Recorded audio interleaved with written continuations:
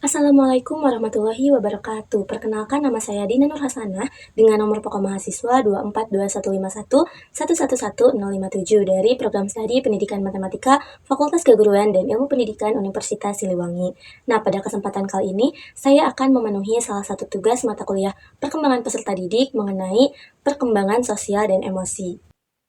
Nah, langsung saja perkembangan emosi dan sosial peserta didik merujuk pada bagaimana mereka memahami, mengelola, dan mengekspresikan emosi, serta bagaimana mereka berinteraksi dengan orang lain dalam berbagai konteks sosial.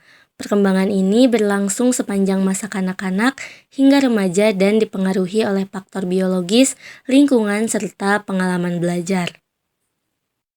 Memahami aspek perkembangan sosial dan emosi peserta didik dalam dunia pendidikan sangat penting karena berpengaruh langsung terhadap proses belajar dan kesejahteraan peserta didik, seperti meningkatkan prestasi akademik, membentuk karakter yang positif, membangun hubungan yang sehat, serta mendukung kesehatan mental. Nah, langsung saja definisi perkembangan emosi dan sosial. Untuk yang pertama, perkembangan emosi menurut Daniel Goleman, perkembangan emosi adalah kemampuan untuk mengenali perasaan diri sendiri dan orang lain, serta keterampilan dalam mengelola emosi secara efektif dalam kehidupan sehari-hari. Sedangkan perkembangan sosial, menurut Harlock, sosialisasi adalah kemampuan bertingkah laku sesuai dengan norma, nilai, atau harapan sosial. Perkembangan sosial adalah suatu proses pembentukan sosial self atau pribadi dalam masyarakat oleh seseorang untuk memperoleh kemampuan berperilaku yang sesuai dengan norma dan nilai lingkungan sosialnya. Nah, adapun karakteristik perkembangan emosi pada anak sekolah dasar di usia 6-12 tahun. Yang pertama ada pengendalian emosi atau mulai bisa menahan emosi negatif seperti marah dan kecewa. Yang kedua, pemahaman emosi atau lebih mampu mengenali dan memahami perasaan sendiri serta orang lain. Yang ketiga, empati, semakin peka terhadap perasaan orang lain dan menunjukkan sikap peduli. Dan yang keempat ada kepercayaan diri, mulai membentuk harga diri berdasarkan pengalaman dan penerimaan sosial. Nah, untuk karakteristik perkembangan sosial pada anak sekolah dasar di usia 6-12 tahun juga. Yang pertama ada interaksi dengan teman sebaya, mulai membangun persahabatan yang lebih erat dan bertahan lama.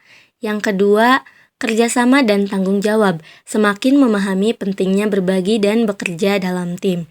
Yang ketiga, kesadaran akan norma sosial, memahami aturan etika dan konsep benar salah dalam lingkungan sosial. Dan yang terakhir, ada hubungan dengan orang dewasa, mulai bisa berkomunikasi lebih baik dengan guru dan orang tua. Nah, adapun implikasi dalam pembelajaran, contohnya cara siswa berinteraksi, belajar, dan berkembang di lingkungan sekolah.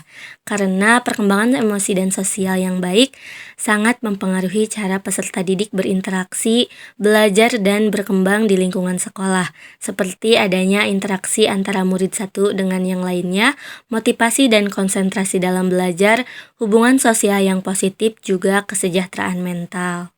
Nah, selanjutnya saya mengambil studi kasus anak didik sekolah dasar dilihat dari pola asuh orang tuanya yang merantau.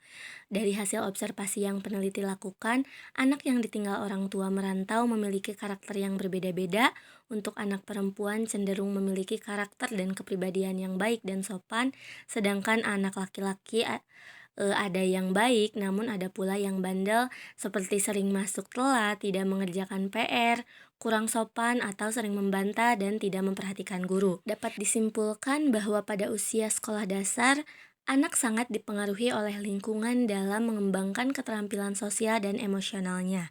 Anak yang mendapatkan perhatian, bimbingan, dan dukungan emosional yang cukup, meskipun bukan dari orang tua langsung, cenderung berkembang lebih baik. Sebaliknya, anak yang kurang mendapatkan bimbingan bisa mengalami kesulitan dalam disiplin dan interaksi sosial. Nah, jadi dapat penulis simpulkan bahwa perkembangan sosial adalah kemampuan berperilaku yang baik yang harus dimiliki seseorang dalam berinteraksi dengan orang lain. Nah, cukup sekian. Untuk yang ingin menjawab pertanyaan yang ada di layar bisa ditulis di kolom komentar. Mungkin sekian dari saya.